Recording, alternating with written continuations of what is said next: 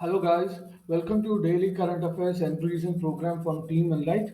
Today we'll be looking at three important news for this program. First news concerns global minimum tax as proposed by US Treasury.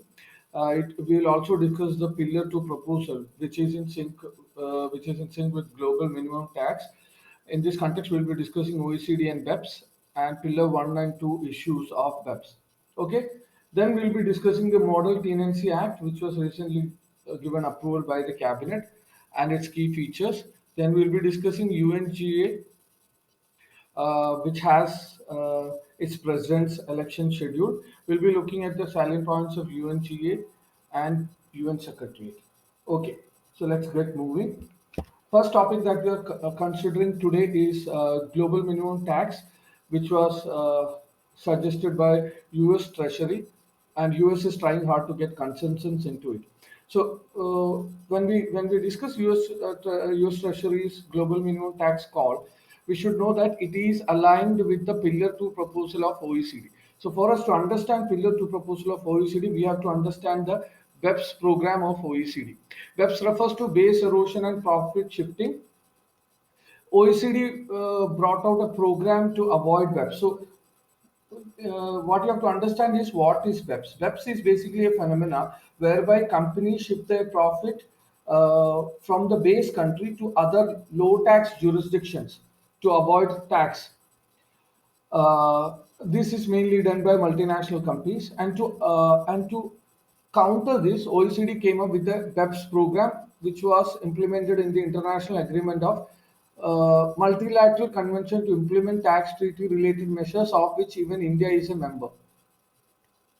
Now, although BEPS tries to reduce or stop base erosion and profit shifting, it has been confronted with two challenges.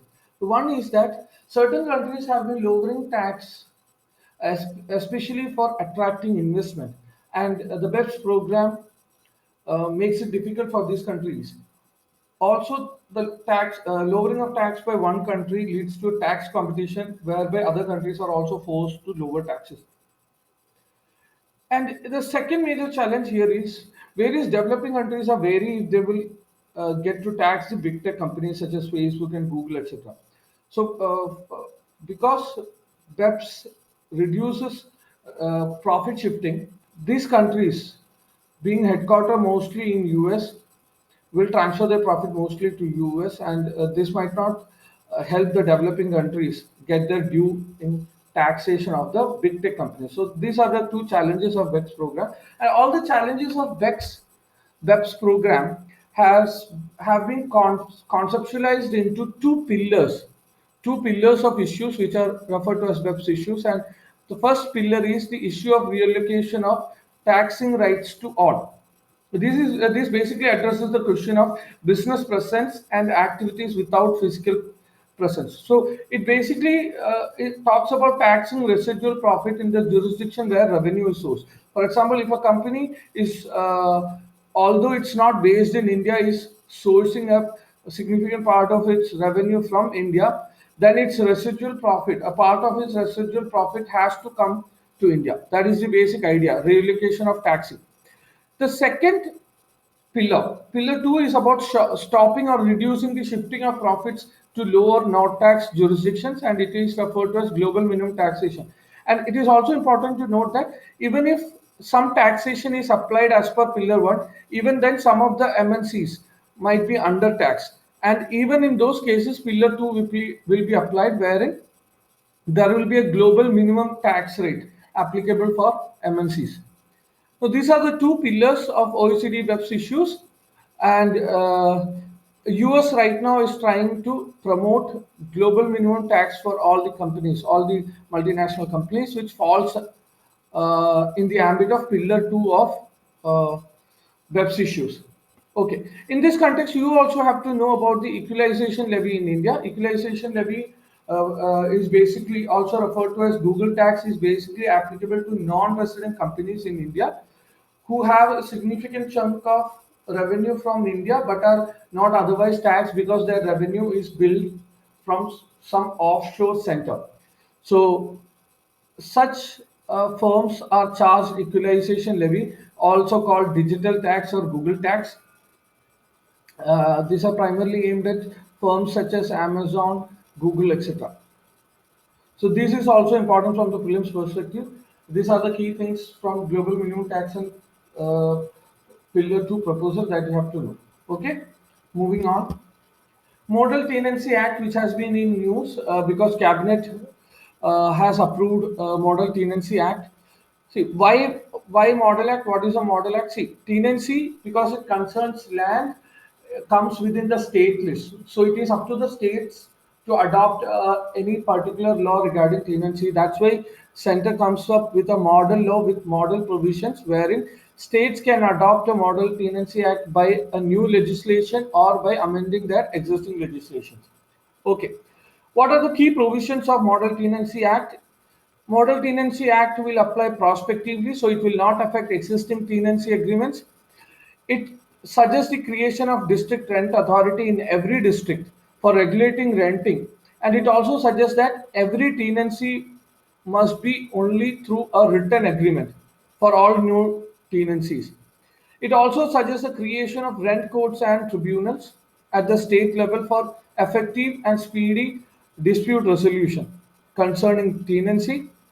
It suggests a cap on security deposit, and it has two categories in this context: two times the monthly rent for residential, and six times the monthly rent for non-residential.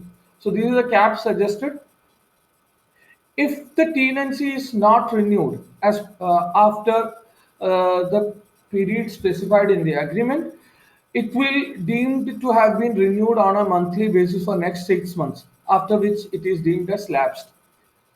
Then you should know about non-vacancy compensation. If a landlord has followed all the conditions specified in the agreement and has given a due notice period, if the tenant does not vacate despite this, then the tenant is liable to be charged twice the rent for 2 months and then four times the rent thereafter. The landlord cannot arbitrarily revise the rent. The rent revision will be only as per the agreement, or has to be only after giving a 3 months notice. It also regulates the entry of landlord into rental premises. It suggests that landlord can enter the rental premises only after giving a notice in writing or in electronic or through electronic means for at least 24 hours before he or she intends to enter. The other important thing is there is no withholding of essential provisions or essential supplies such as electricity or water in a rental home under any circumstances, even if there is a dispute between the tenant and the landlord. So these are the important provisions under Model Tenancy Act, which are important from both prelims and mains. See, in the mains perspective, it is important because this covers the larger area of low rates of occupancy in urban areas and in housing colonies, and also it concerns housing for all program as suggested by the government. So it is important both from prelims and mains perspective. Moving on, the next important topic is UN General Assembly. It has been in news for the president election, and India has come out stating that it will subject the candidate, it will support the candidature of Abdullah Shahid from Maldives. Okay, so we'll be looking at what are the key points regarding UN General Assembly that we have to know. It is the main deliberative body of UN and is the only UN body with universal representation to all its members. It's the only UN body with universal representation to all its members. The decision making happens via two ways. Very important policies such as that of budgeting, peace, and security issues, they have to be passed by at least two-thirds of the majority votes. However, other decisions of the General Assembly can be passed by simple majority. The President of UNGA, President of United Nations General Assembly, is selected for a one-year term and is selected annually. And you should also know that there is a rotation basis for this election. So every year, a different region gets to the president is selected from a different region. Okay. The draft resolutions for the consideration of UN General Assembly are made by six main committees. In each of these committees, every member of the UN has representation. Okay, those are the important things regarding UN General Assembly. Then we have to know about this UN Secretariat, which comprises of Secretary General and other staff members. UN Secretary General is the CEO of the organization and is appointed by the recommendation of United Nations Security Council for a 5-year tenure, which is renewable for up to the limit of 2 terms. So, for up to 2 terms, the term of a Secretary General can be renewed. For a person to get elected as Secretary General, he or she needs at least 9 votes in UN Secretary Council, the UN Security Council without any vetoes. And Secretary General is then appointed by a majority vote of UNGA. This is mostly symbolic because no recommendation of UNSC has been rejected by the UNGA so far. And another thing that you have to know is that Vijay Lakshmi Pandit was the first woman president of UNGA in 1953. So these are the key points that are important from General Assembly for the prelims perspective. With more news and articles, we will join you tomorrow. Thank you.